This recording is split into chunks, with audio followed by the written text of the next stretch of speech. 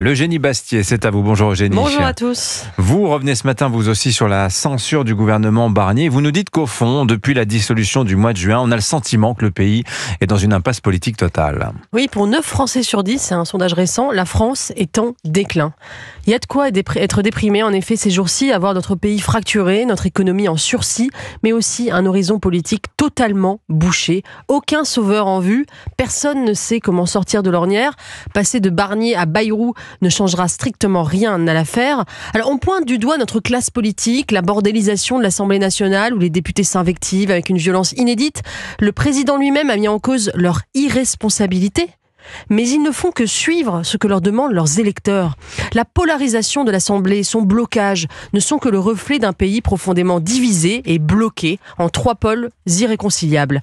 La tripartition de la vie politique française est incompatible avec le système de la Ve République. La machine à produire des majorités claires est cassée, inadaptée au temps de l'archipélisation. On accuse souvent, Eugénie, notre manque de culture du compromis. Autrement dit, aucun politique ne veut mettre de l'eau dans son vin.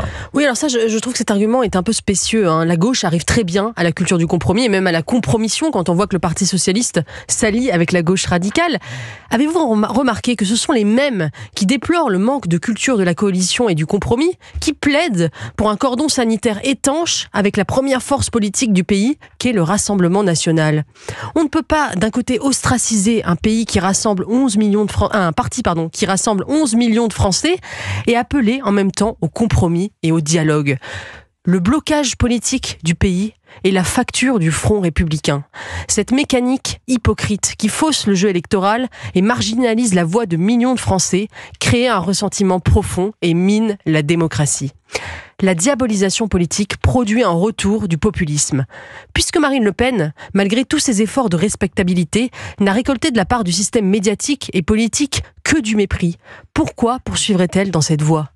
Quand la stratégie de la cravate ne mène qu'au refus de la poignée de main dans l'hémicycle, pourquoi continuer à montrer patte blanche ? À quoi bon chercher à être raisonnable et constructif, puisque de toute façon, à la fin, on vous compare à la bête immonde ? Je suis sûre que si les macronistes avaient mieux traité le RN au début de la législature, en leur offrant notamment des responsabilités à l'Assemblée, tout se serait passé autrement. Autrement dit, qui est censuré, censure. Comment voyez-vous tout cela se terminer, Eugénie ? Ce qui est sûr, en tout cas ma conviction intime, c'est que la France n'échappera pas à la catharsis populiste.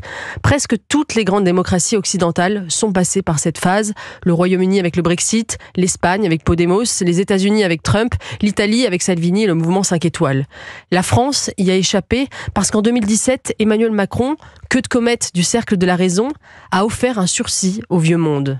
Mais c'était poser un couvercle sur une marmite en ébullition.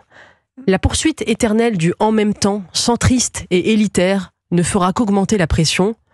Plus le marasme dure, plus la tentation dégagiste va prendre de l'ampleur.